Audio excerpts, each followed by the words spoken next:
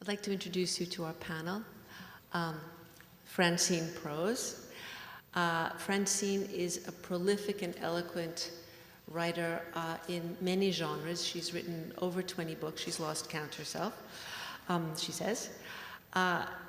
Many of them have been best-selling books, which is wonderful for her, but it's the literary quality of her work that's so astonishing in the course of decades, producing so much of it.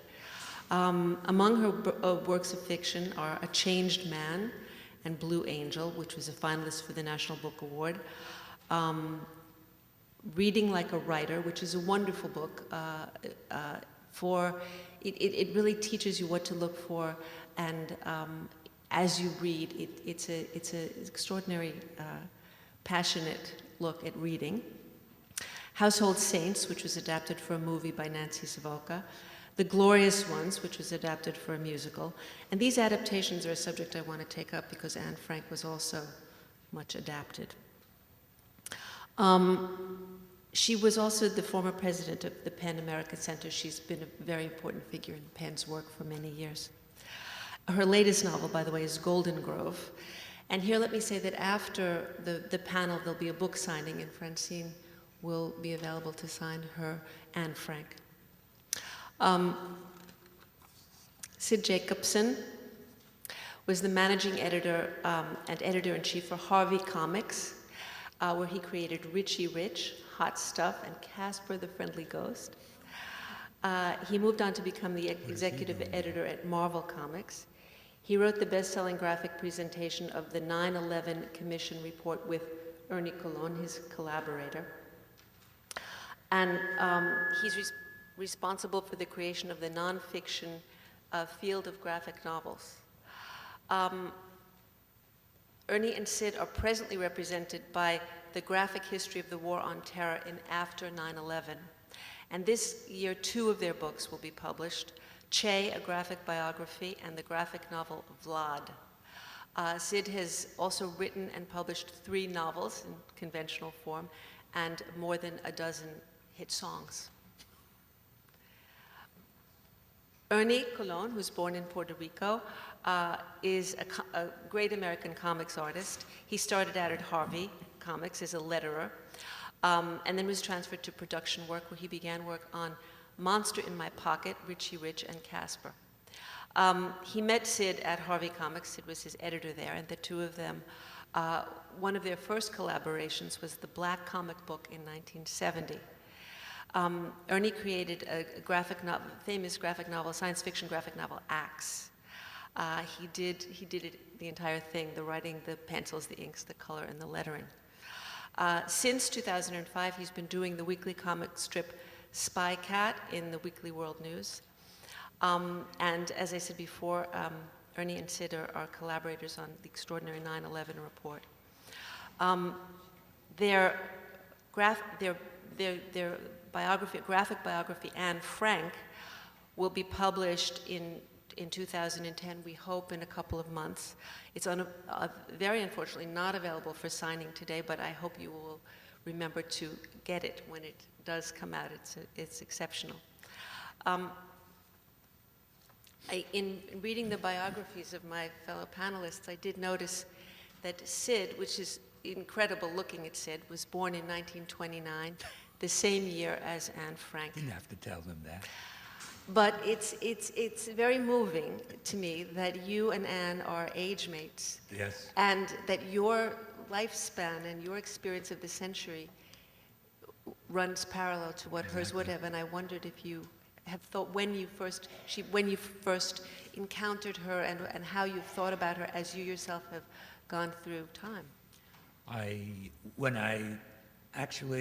didn't realize that she was born in 1929 until I began this project, and it became quite moving for me that I made it this far and she didn't. When did you first encounter the diary? How old were you, and do you have? Probably, it was in the, I guess it first had come out here in about 1950. So I was in my 20s certainly at the time.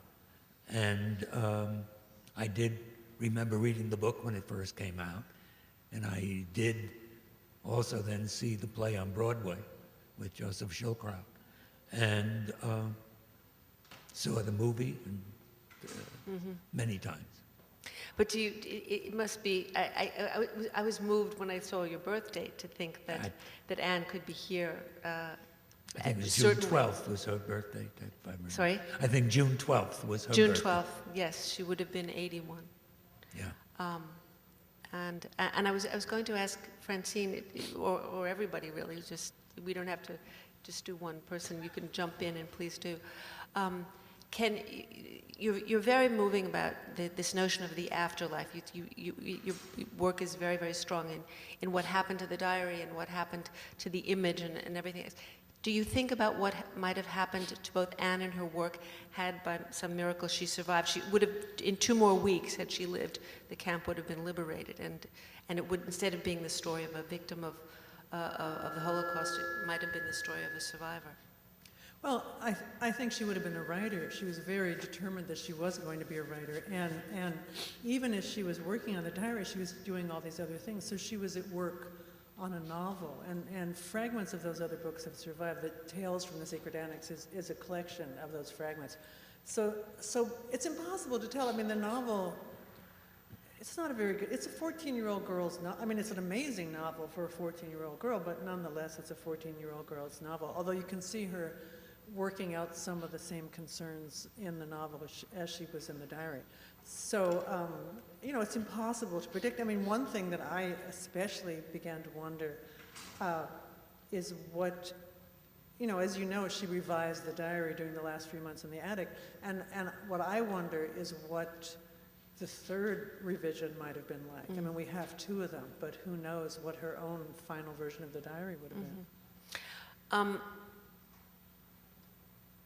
I sometimes think of that. I think she would have become a very important writer. It's so, her talent is so is prodigious. It's very annoying, and we both agree on this. Is that the Diary of Anne Frank has been assumed to be the sort of the spontaneous work of a teenage girl, or the collaboration of history with Anne, and with history doing the lion's share of the work. And as you write in the book, this is the work, very deliberate, revised. Yeah, she, well, as I said, she revised the whole thing starting in, the family was arrested in August 1944, and she started, she went back to the beginning and rewrote everything from March, the end of March until August. But I want to say that Judith was really one of 2 or 3 people, it seems to me, who understood what the book was, because in 1986, in English, and then in Dutch, in 1989 in English, the so-called critical edition of the diary was published, which included the first and second and third versions of the diary. And you reviewed it, right, for the New Yorker, and looked at it and said, this is what it is, and then no one paid any attention, basically, and I guess there was a certain amount of resistance to thinking that this was something that someone actually worked on and wanted to be a book. Why do you think the investment in the notion of spontaneity is so deep, is so great? That is this sort of miracle child out of nowhere. It's the resistance to her as an artist. Oh, because she was a girl. Because she was a teenage girl. I mean, teenage girls are, as you know, the most despised, under-respected portion of the population. And what I've noticed is a huge amount of reluctance to think that a teenage girl was actually capable of producing a work of art. So the only other alternative is that she was a sort of goofy genius who sat down and just scribbled, and that was the book. But that was anything but the case.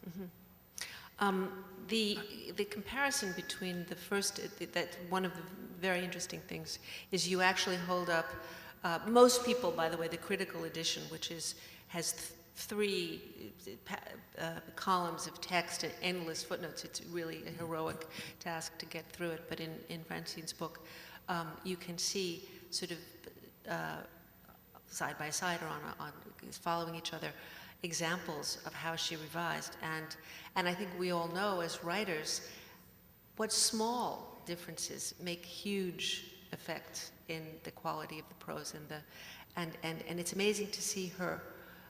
It's amazing to see these changes, and they're millimetric. It's the difference between beauty and clarity and something almost there. Yeah. Did you guys use both versions when you were working? I did, yeah. I mean, to me, it's a natural growth of a person, and I don't have the sense that she was not honored basically for what she did, from pretty much the beginning. And of course, also it was all written in Dutch, and the translations were different too. So it's also a question of translation from what she had written. But I think you see the growth of a person in the critical edition. Well, one of the things that you do in the graphic biography is you physically show the change. It's very moving. It's like watching an old Polaroid develop. Yes. It's the face, the body, the gestures. That must have been a great part of the work, is to sort of watch Anne in these 2 years as the circumstances. Well, he of her can tell life. you. Yeah. Well, it's one of the difficulties was showing the age difference, which in terms of years is not that much, a couple of years, but there had to be a considerable difference because her attitudes changed and her whole thinking had changed. And she goes through puberty Yeah. she starts puberty in the Right. annex. Right. So did you, what was the kind of iconography, what were your sources for the images of Anne? Well, of course, there was a lot of research. Google and I are like that because it saves me trips to the library, although I go to the library for myself. But the research was everything, and that was probably the toughest part of this whole project, was going through all this travail that she went through and that she was subjected to. That was very hard. It was depressing and disturbing. And I had to live with it every day for month after month. So that was the toughest part. The rest of it was graphic, and it's something that I'm accustomed to. I always loved to draw, and this was drawing, so that part of it was not hard. Well, I mean, our book isn't just about the diary. I shouldn't say just, but it isn't about the diary only. And it covers a period of the parents' life when they first met, Otto's life beforehand in World War I, then in the conceiving of the two children, and their life in Frankfurt, and then in Amsterdam, and then, sadly, their life afterwards. it's very concise. It's a very concise overview for people for readers, Yes. for an audience who is perhaps not going to read a 400 or 500-page history of the war. Also, you take away a lot of knowledge of the rise of Nazism. Well, we've included very Yeah. much of what was going on at the time in Germany and wherever they were living and beyond. That's very much a part of the story that we tried to tell here, and hopefully we succeeded. And I think that what this kind of a presentation, a graphic presentation, may give is more of a picture of, now we worked very closely with the Anne Frank Museum on it, and they gave us pretty much their complete files of drawings. Now, there weren't the drawings, of course, of them in hiding, because there were none. But that became somewhat a bit of guesswork and of what the heights of the girls were on the wall. But the period before and the period after, there were enormous photographs photographic gallery that they had, plus certainly of what was going on in the outside world in Germany and elsewhere during that period of time. Well, I remember when I first saw, I didn't see the play somehow, but I saw the movie, the Anne Frank movie. And I was actually, I don't know, when I was little, I didn't like my favorite books illustrated because I wanted to have my own images in my head, and I felt that way about the movie. But when I saw your book, I felt the opposite, that the book gave another dimension to this very beloved story that everyone has read individually and has a different relationship to, partly because the nature of the graphic representation captures the claustrophobia. The frames really capture the claustrophobia, and I'd like you to see a few pages from the biography, and actually have Ernie and Sid talk about it a little bit. It's hard to imagine a sort of graphic biography of Anne Frank, but let's take a look. Would you like to tell us the scene? That, of course, is Anne writing in her diary. And the man behind her, who's looking at his watch, is urging her to finish what she's doing because he wants his turn at the table. And that's, isn't that Mr. Pfeffer? Pfeffer. Yeah, the dentist. Mr. Pfeffer. That's the middle-aged man that she was forced to share a very small space with. I have to say that this astonishing young woman couldn't go out, couldn't see her friends, couldn't see just free air and sunshine, and she's forced to live with this middle-aged man who is a little bit cantankerous. And how does she meet this challenge? She writes. And I just found that throughout the whole project astonishing and really just very wonderful. Mm-hmm. Yeah, they fought over the desk space in this room. I didn't know that actually until I read it in your book. Yeah, they fought over everything. But they were confined to such a small space. I mean, did you guys see the new BBC? Yes, I did. Well, one of the things that I liked it quite a bit. I mean, certainly much more than the Hollywood film or the play. But one of the things that among the many things I didn't like about the original Hollywood film and the play was that they made Pfeffer this kind of buffoonish, for comic relief. Whereas in fact, when you read the diary or you read the histories of the period, he was a man of a very deep feeling, and had this fiancée who waited for him and so forth. And in the BBC version, that's how he comes across. And I'm noticing that he's actually kind of good-looking in your rendering, which he was. I mean, he was Miep Giese's dentist. In fact, that's how he got there. And he's described as being sort of like Maurice Chevalier and having a kind of charm, which certainly didn't come through in the original version. I'm just curious, as a sort of the teenage girl aspect, why on earth did the Franks not put him in a room with Peter? Why did they force Anne to share this room? It just seems inappropriate, as we would say now. It's inappropriate, but again, their investment in thinking of her as a little girl was so intense all the way through until it suddenly became obvious to everybody that she wasn't. That I think somehow that was, there were other things that could have done. She could have shared a room with Margot, and he could have had his own room, but who knows? Yes, that's one of the strange, dramatic. There wasn't room. There wasn't room. There wasn't room, right? Yeah. The other thing that's interesting, I think, about this is that Anne doesn't look like a buoyant, bouncy, happy teen. The anger. Anne was a girl of extraordinary vitality, passionate, and nuance, and she was not. This was the starry-eyed ingenue of the film. She certainly was beforehand. I mean, before she that went into hiding, Right. she was exactly that. Right. I mean, Margot was the quiet one, and the speechless But she was also one. brilliant, which you would never judge from. I mean, Millie Perkins does not act like a brilliant human being. And in fact, I mean, one of the things I found out writing the book, which was, all these sort of strange little details, was that Otto Frank very much wanted Audrey Hepburn to play really? Anne Frank, yeah. So he went, because Audrey Hepburn was half Dutch, and she was stranded in Holland during the war. So Otto and his second wife went to visit Audrey Hepburn and Mel Ferrer in their villa and to try and talk her into being in the film.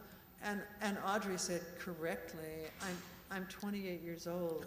I can't possibly play a 13-year-old girl. So then when George Stevens... Oh, sorry. How's that? Is that better?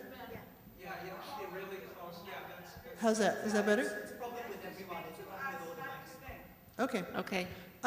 So then they cast Millie Perkins, who was 18, who wasn't quite right either. But I think that that the direction that George Stevens gave Millie Perkins was to play Anne Frank as if Audrey Hepburn were playing Anne Frank. So that's, finally the version you get, which couldn't have been any less, I think, like the real person. Well, the BBC version, I thought it was done very, very well. Should we see the next slide, please? This takes a little more, it's denser, so it takes another minute to... Okay. Could you tell us? Oh, I'm sorry. Could you just... I can't... Oh, I'm sorry. Just tell us what, if you can walk us through this. What's happening in this on this page? Actually, much of this artwork is new to me. The final art.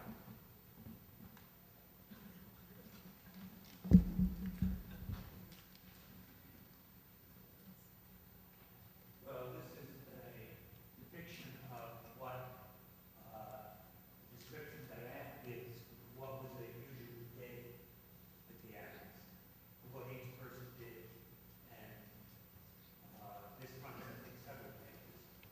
Does it not? Yeah, well, it shows that they had household chores, everyday chores, even under the circumstances. They had to clean house, they had to wash laundry, and so forth. And in the last frame, as you point out, that she had the windows were blacked out in the annex, except for the one window in the attic. Is that right? Yes. And that's where she and Peter would go to look at the sky and to be alone.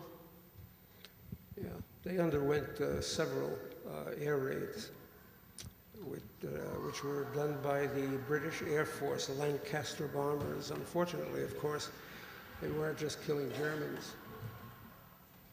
So they had to suffer through that as well, that kind of fear.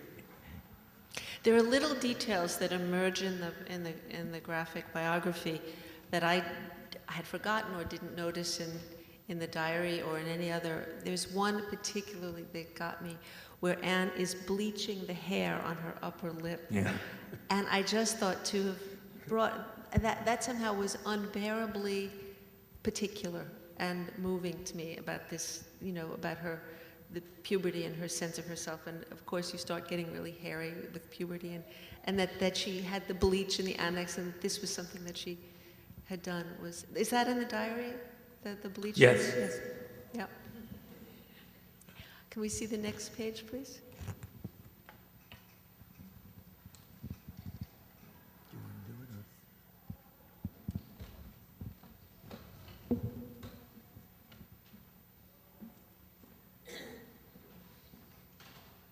This is the arrest. It's as if I were looking at it for the first time.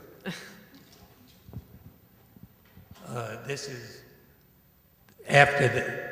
Oh, yeah. I'm sorry. After they've been taken away, and Meat Geese finding the diary, what occurred. It was all thrown on the floor, and many in pieces. And she found it and put it away in her desk and actually kept it there never looked at it until Otto came back from the concentration camp, and she showed him and gave it to him. We think that doing a graphic presentation gives you more of a, hopefully, life picture of what might have happened, and perhaps gets a better feeling of the story, of the life, of any kind of thing. This has been, I think, our fourth nonfiction book in using graphics. And you know, in other places it's called a comic book, but we try to give it much more dignity. And the hope is that you get a better understanding of whatever topic that is being dealt with in this. Who are your reader? Do you know who are your sort of your public and your readership? Well, certainly in the 9/11 report, which was a bestseller, it really got into older people, and it seemed by the people that we've learned, bought the book and read the book, but also very much high schools and college students. Mm-hmm. I mean, this seemed to work. I mean, it's been used and is being used as a textbook in many colleges and in public schools. Mm-hmm. So I imagine with something of this topic, this is, I mean, certainly it's being made with notes for teachers. I mean, but also very much with adults. I mean, certainly it depends on subject matter of who the reader is going to be. The whole point behind depicting something like this in graphic form is that a lot of people, especially young people, will take it up, be interested, because people, and especially young people, respond very well to graphic material, whereas long texts tend to, I don't want to say scare them off, but they stay away from them. And the point of this is that if they do take up this book, and they do enjoy reading it as a graphic treatise, that they'll go on to something more serious, like Francine Prose's book and many other books that have been written about Anne Frank, and thereby enlarge their knowledge of the subject and use their own faculties of what they think is true or not true, or accurate or not accurate. How much were you allowed to quote from the diary, and how much did you have to paraphrase? Because that was quite an issue when I was working with it, because, you know, of course the foundation in Basel has control of the material. Right. So. I forget the amount of words. I think it's 500 words in total. Really? If I'm not, yeah. But I tried to keep very much below it. Because but to basically give the same sense. Because I quoted 8,000 words, and then the foundation said, actually, you can't do that. So in the last month before it went into galleys, I had to change 2,000. They said 6,000 is our limit, so I had to change 2,000 from direct quotation into paraphrase in just a couple of weeks. But that was, and they said, we've never let anybody quote that much before. You had a better person than we do. Well, it wasn't easy. You write a great deal. It's very interesting about teaching Anne Frank yourself, and about the way, in fact, Anne Frank is taught, and she is taught all over the world and in very different ways. And as you pointed out, sometimes it's not the diary itself, but other versions that are taught. Well, often, and in my mind too often. Can you hear me now? Is this working? The play is taught as if it were the diary, which I think, you know, and it's to my mind, the original play, the Broadway play, gives a pretty inaccurate representation of who Anne Frank was. So that, you know, that seems like a huge mistake to me. But I have to say that when I was writing the book, my feelings about teaching the diary and the way it was taught really changed a lot, because at the beginning, I had all sorts of, because, you know, you can go out on the internet and get all these lesson plans for how to teach the diary. And at the beginning, I was kind of, you know, there were true or false questions and all these sort of things which seemed reductive to me.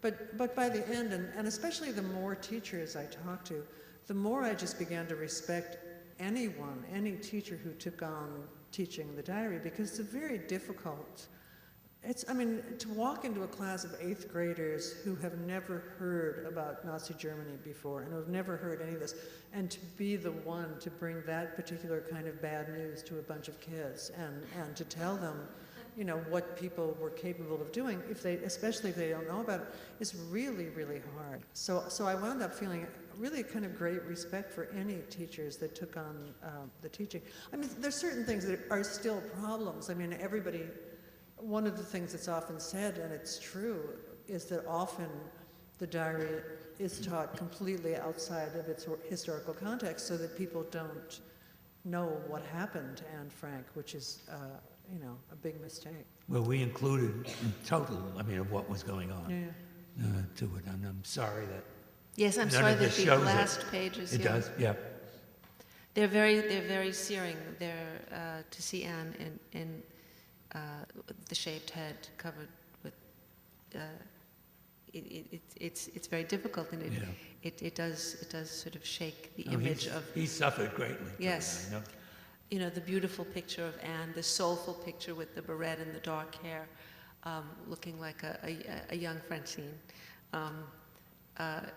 And then you come to this very dark picture at the end of the book. I would like to ask, since you mentioned it, how you dealt with how disturbing and how depressing it was. I mean, I ask this because since I finished the book, I haven't run into anyone who had to deal with this, and I certainly did, and it was a constant issue for me. So, how did you get through the day when you were doing it? I mean, I'm sorry, how did what? How'd you get through the day? when you were doing this. Well, he still is. With great difficulty sometimes. Truly, it's very affecting. Of course, it was affecting from the beginning. It just kept getting worse. Because in the beginning, you know how it's going to work Right. out. And then as you keep moving along and you keep doing this research and drawing these things, I begin to question what it is that I'm doing exactly. Because the subject is, and it's funny because you're looking at a huge subject through a very small prism, which is Anne and her diary, her words, but through that tiny prism, you really are looking at a gigantic, inexplicable thing. So yes, it's very affecting and sometimes harrowing. One thing that really I remember happening to me was I lived through those days in the safe side of the world. And I remember thinking, why didn't they get out? Why couldn't they see this and get out? And suddenly, in doing this, and reading it and translating it, you realize that they tried, and they couldn't. And the Frank family themselves. I mean, here he had gone to school with one of the Strauss sons, and so he had an inn at Macy's, and he had gone over, actually, and worked at Macy's at one point.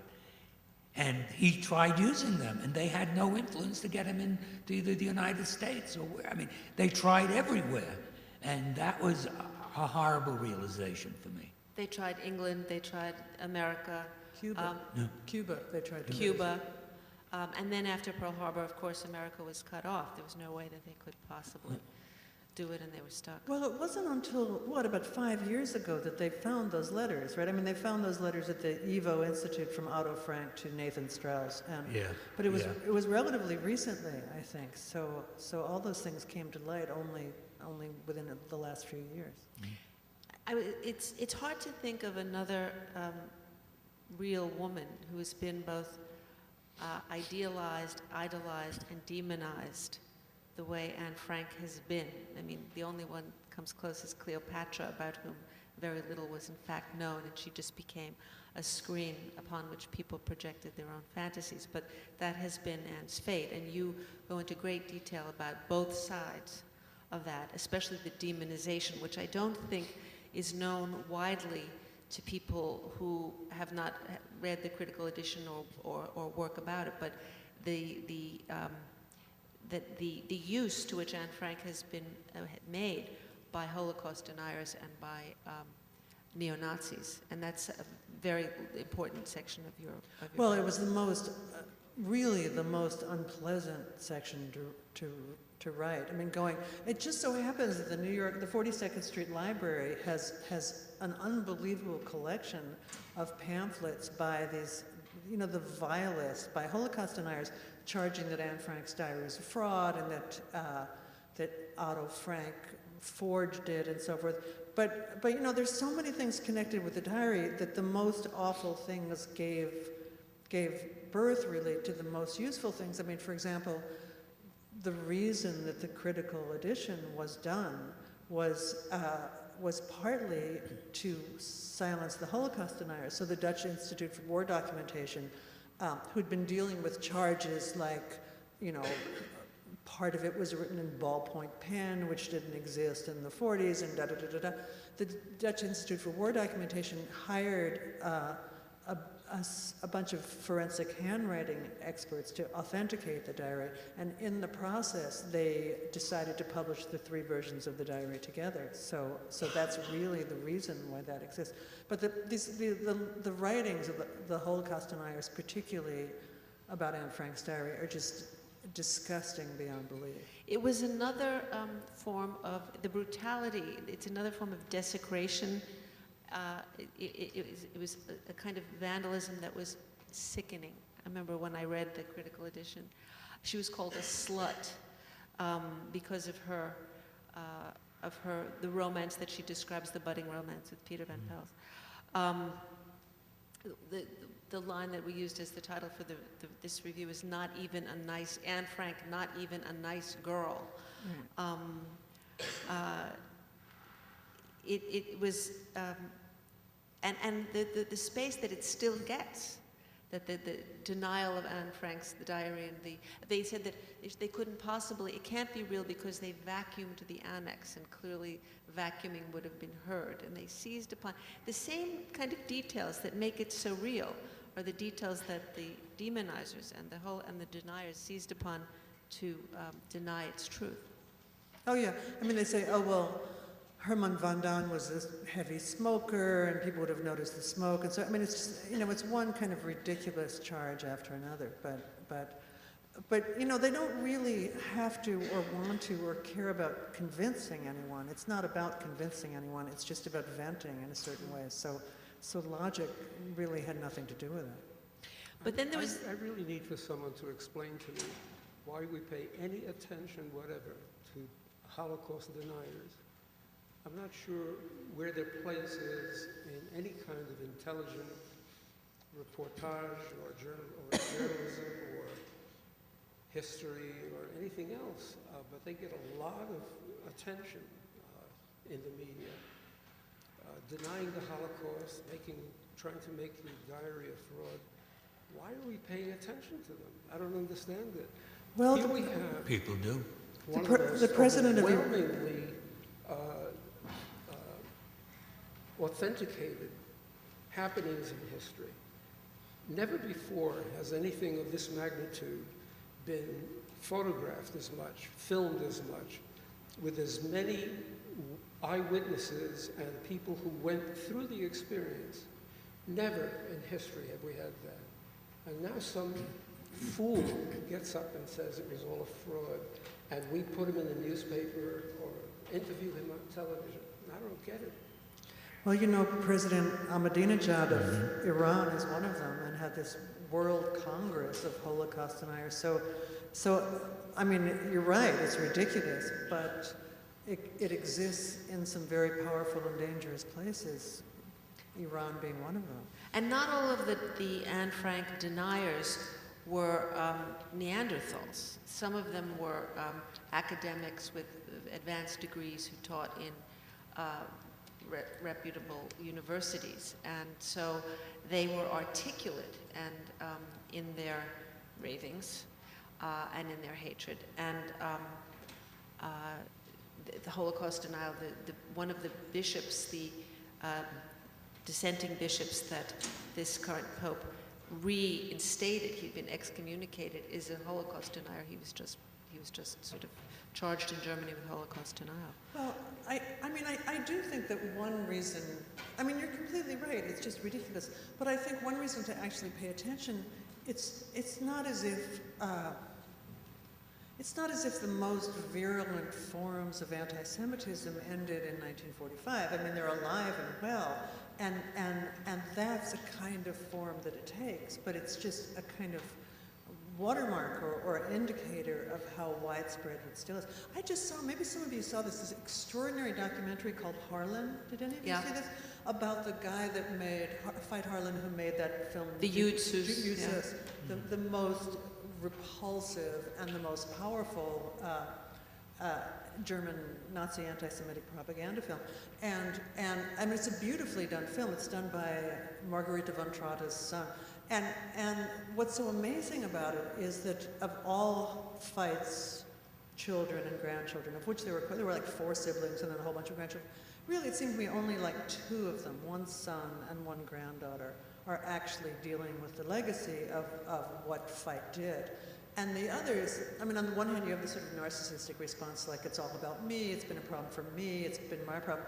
And then, gradually over the film, the extent of their own anti-Semitism, unacknowledged, subtle, and I think unconscious even to them, begins to emerge. So it's so, you know, and it's always, I mean, like every kind of prejudice, it's just a heartbeat away, really. It's not as if it's safe and dead and gone. So I think that's the reason that you want to shine a light on it, to say, look, here it is, it exists, it hasn't gone away. It's about the Jews, and this is something that the Hackett's, who adapted the play for Broadway, the idea that if you made this story about a Jewish family, Jewish people in hiding, Jewish victims of the Holocaust, a Jewish girl who writes this diary of her travails and of her coming of age, that was not going to go over. You had to make it universal. You had to sort of give a universal and in a way upbeat message that she wasn't hauled off in a cattle car to a concentration camp where she was broken, starved, shaved, tattooed, and forced to do labor until she died. So it was all kind of fudged. And I think that bringing it back to the Jewish part of the story is essential. Yeah, because all through the Broadway production and the film, the word universal was used as the opposite of Jewish. There was universal and then there was Jewish, and there was tremendous pressure on the playwrights and the screenwriters to make it lighter, more humorous, and more universal. And the reason the play is in so many ways such a disaster was, you know, I mean, I'm sure everybody knows this, but they approached Lillian Hellman to write the play, and she said, I'm not the person to do it, no one would sit in the seats. Because, you know, the idea was that if people found it depressing, then they wouldn't tell their friends to come see it and so forth, so, which is why they had to end it with the people who are good at heart line twice. So Lillian Hellman said, you need someone who could bring a lighter touch to this material. So she, under their advisement, they hired 2 Hollywood screenwriters who had written Father of the Bride, which proved that they could do, you know, adolescent material. And then they'd done It's a Wonderful Life, the idea being that if they could do the scenes in which the angel persuaded Jimmy Stewart not to kill himself, then they could do these people in the annex. So consequently, the reason why the play is the way it is was that there was so much pressure on them to make it humorous and universal. What's the story with My 11? When My 11? You know, 4 full-length books have been written about My 11. I mean, the brief version of the story is Meyer Levin, American writer, in the press corps, president of the liberation of Bergen-Belsen, decides that he wants to write something about it, but decides that he has this vision where he says a voice will come from the dead. His wife buys him a copy of the Diary of Anne Frank in French, a gift that she would regret for the rest of her life. He became obsessed with the diary. He wrote to Otto Frank. He offered to represent the diary. He was convinced that he was the perfect person to adapt the diary for the stage. He reviewed, even as he was serving as the agent for the diary in Hollywood and Broadway, he reviewed it for the front page of the New York Times Book Review. But he, in that sense, I know, it's the agent. And wrote this glowing review. Thanks to Meyer Levin, really, the book was a huge bestseller instantly. The more successful the book became, the less likely it seemed that they would get an unknown like Meyer Levin to do the adaptation. So Was he an unknown at that time? Yeah, he'd written 2 or 3 very unsuccessful You're books. losing the mic. Oh. Sorry. Sorry. Sorry. Anyway, so Meyer Levin, it became more and more rancorous, and Meyer Levin still? Still? Well, there's only, I mean, short of swallowing it, can someone turn it up or something? That works? Okay. Oh, Well, how's that? no. Works. You have to press it, maybe. No, it's pretending to be on, because it has a little green light, that's how. Is there something to press? I didn't. Here, well, let's, Hold it close. Talk. All right, let's see. How's that? Better? Okay. Anyway, Meyer Levin sued Otto Frank. I mean, it was just a long, incredibly keep involved talking. story. Meyer Levin accused Lillian Hellman of having been a Stalinist, so there was all a Stalinist plot, et cetera, et cetera. But finally, Meyer Levin's sort of a heartbreaking character, and I was very worried about writing about him because he was such a disturbing character, and it was so painful, and yet he was so crazy. But I was very encouraged because I got an email from Meyer Levin's widow saying, "You got it right. This is how he was." So I felt fine about it at the end. I can hear this thing going on and off. Yeah, yours is going on and off. Is mine Sorry. on most of the time? Please not, turn to them to speak, like turn to Okay. Sorry. But it's not just the Holocaust deniers, the neo-Nazis, and the anti-Semites directly who have demonized the Diary of Anne Frank. It's also it's one of the most frequently banned books in American school libraries, and that's another discovery, really, in your book. And there's a great fundamentalist objection to the Diary of Anne Frank. Maybe you can. Yeah, can you hear? I mean, we're talking about the censorship of the diary. It's the most. It's very high up on the list of the most censored books in the American libraries and school systems. It was because of the physicality and Anne's sexuality and so forth. But then there was a famous case in Tennessee in which a fundamentalist family sued the school system because the very scene that drove Meyer Levin the most crazy, which was when Anne and Peter, again from the play, say, it doesn't matter which God you believe in as long as you believe in a God.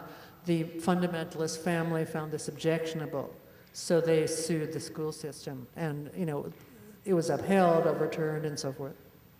Also, her defiance, or she expresses the resentment and rebellion of a teenage girl in private. This is her diary, and that was also deemed to be insubordinate by the fundamentalist family. She was not accepting the patriarchal authority of the father and the family, and so they basically, they're right. It's a subversive book. And that's one of the sources of its greatness, I think, is this subversion, this young girl becoming herself. We're going to open the floor to questions in a minute. I have one question for the two of you. You said in a statement, I think, at the time that 9/11 was published, it was moving to me because I've written about this, that you saw your art as a connection going back in history to the Paleolithic cave artists of Altamira and Lascaux, who actually left a record for the tribe on the wall, or the clans on the wall, and their successors for thousands of millennia. And I was very interested by what do you, if you could say something more about that. It's the idea of public but also very private art. That it was interesting to me. The idea of somehow what's known as comics art, being related to the earliest art of mankind. You don't remember it, huh? No. Okay. Crossed it out of my mind, I guess. I thought it was really interesting. Sorry. Yeah. So I hope you'll ask questions because it's part of the dialogue, the spirit of pen and the world of voices. Yes. You want to come up and just use the mic? Yeah, maybe your mic works. Yes. two questions, thanks. One is about, you mentioned the censorship of the diary, and if you could tell more about it, when and exactly where, and who decided, and then how was the decision challenged, if I understood well that there was censorship. And the other question is, do you have plans to distribute this book abroad as well? Because if so, I think it would be important in Hungary, where there is the only large remaining Jewish community, the Jewish Hungarian community in Central Europe after the Holocaust, and just a week ago a racist extreme right-wing party got a middle-sized group of representatives in the parliament. So this education, as you explained, can reach people who might not be reached directly by other ways of communicating this, would be very helpful. Do you have, the second part of the question was, will this book be translated and distributed abroad where it will be reached? Oh, yes. It's at the moment, we understand that it's going to be in Spanish, French, Italian, German, Dutch, and Far East. I think Japanese, and I don't know any others. But maybe you can interest the Hungarian publisher. Yeah, maybe just, I'm sorry, I don't want to, just one sentence that please recognize the post-communist part of Europe, because the languages you listed, there is no language there from former communist countries where after the Holocaust there was 4 decades of forced silence about talking freely about everything, including the Holocaust. So in those countries it is especially important. I know it depends on the publisher and all sorts of things. I would agree, but... Sorry? I said I would agree, but we have no control. No, I understand, but maybe you can... I mean, actually the... maybe you can push. that we would. Thank you. Well, you know, in the Anne Frank house in Amsterdam, they do this traveling exhibit about Anne Frank with photographs and texts and so forth. And one of the young guys who works for the foundation is Austrian, and his special area is Eastern Europe. So he's been taking this exhibit to Eastern Europe and working, I think, particularly in Ukraine. You know, he says that his aim is to try and get the Ukrainians to be less anti-Semitic.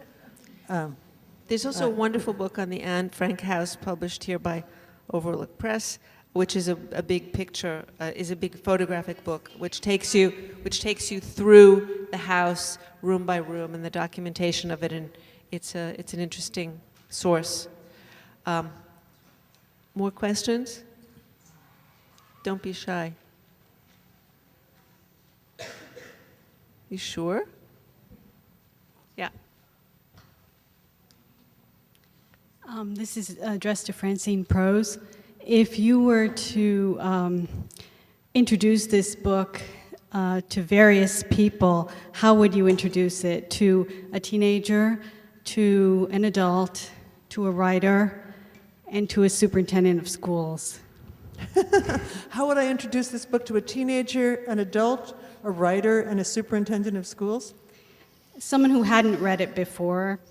Well, let me start with the writer. I mean, it's an odd thing to say, but I think that what do I want to say? That a writer could actually learn how to revise a text by reading the first and second versions of Anne Frank's diary. I mean, it's really a lesson in revision. I mean, the changes she made were actually, and the longer the periods elapsed between the first and second version, the greater the changes were. So if you were to compare, for example, her first version of the day on which her family knew they had to go into hiding, the day in which the call-up order came for her sister and so forth, it's almost unintelligible in the first version because it's clearly the work a girl who was shocked, whose whole life had been upended, who was trying to figure out where she was and what had happened to her. When she rewrote it, which was almost 2 entire years later, she knew very well what had happened to her. She had become a writer.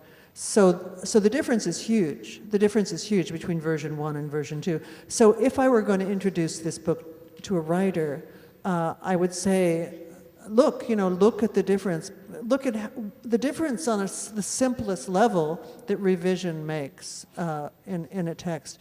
An adult, well, one thing I would say, and I keep saying it pretty much to no avail, is look at what a teenage girl is capable of. So the next time you feel like dismissing a teenage girl as being just an idiot, you might want to consider one who very definitely was not an idiot.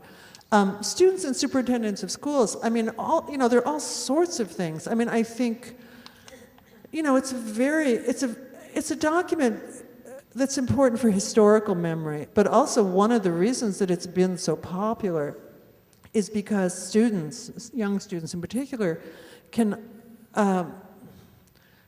read the book on a very human level. That is, here's a girl, she had trouble with her parents, and so forth and so on. They understand, they're teenagers. And in fact, when I first read the book, which was it must have been the late 50s. This was before a sort of industry of young adult novels even existed.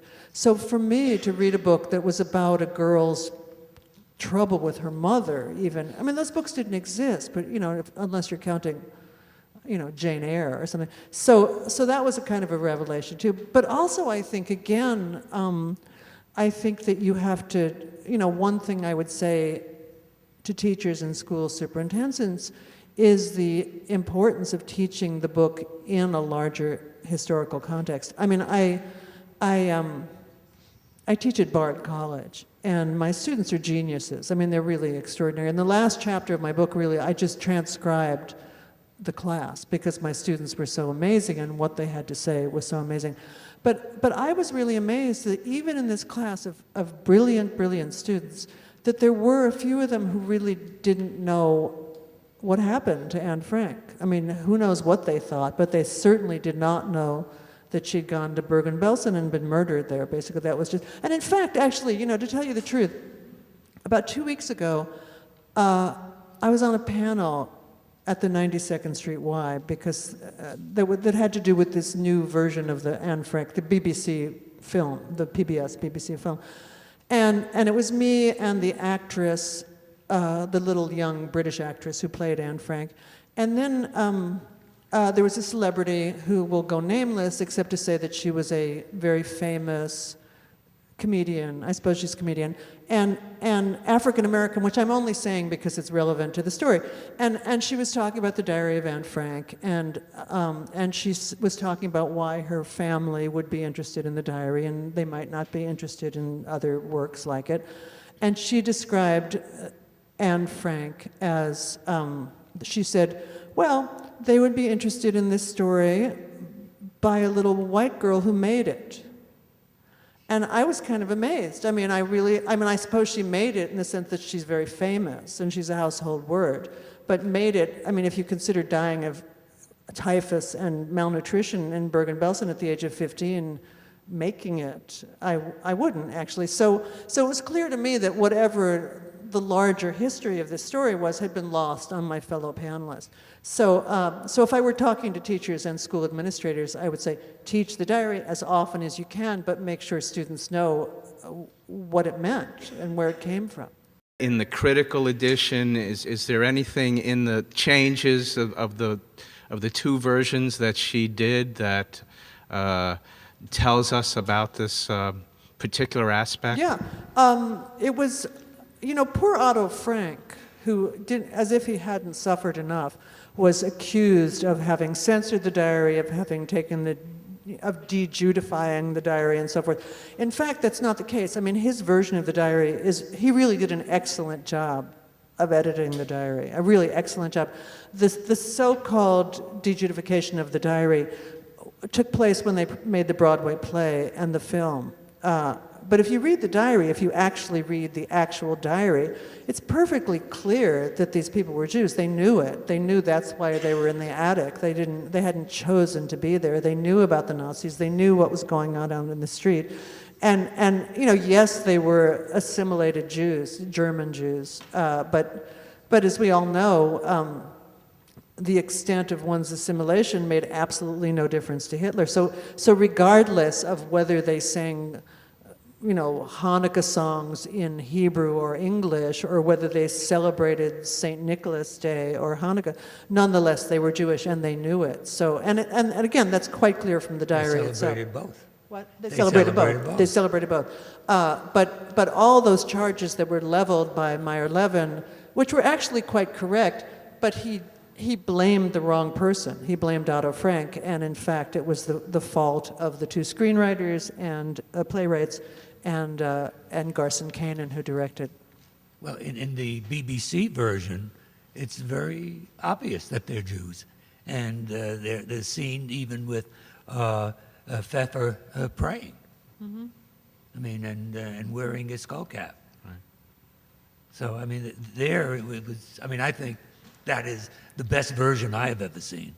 Yeah, and the BBC version, I mean, all these problems they had making the play and making the film, the BBC version, you realize that really all they had to do was tell the truth about what happened and who these people were. It wasn't that complicated. It was part of the enduring anti-Semitism that people wouldn't be interested in the fate of Jews. Mm-hmm. So let's change it to something more we can identify with. Let's make them movie stars. Yes. Thank you. Anyone else? Yep. I don't know if you can hear my voice, but I think the mics are not so wonderful. I think the question, Very well. I think the question the gentleman asked about the so-called de-Judification of Anne Frank, of the diary, or the effect of this as a media so-called event is not entirely the Hackett play, but also the Anne Frank house is especially complicit in this because there is probably not in Holland, but probably anywhere in Europe, any site that is as much visited as the Anne Frank house. And in the Anne Frank house, they make an extreme effort, and I know many people who work in the Anne Frank house, most of whom at the executive level are not Jewish, who have made an effort to distinguish in all the panels that you pass by as you go through the Anne Frank house, every minority in the world. And the house itself makes a specific effort to de-Judicize Anne Frank.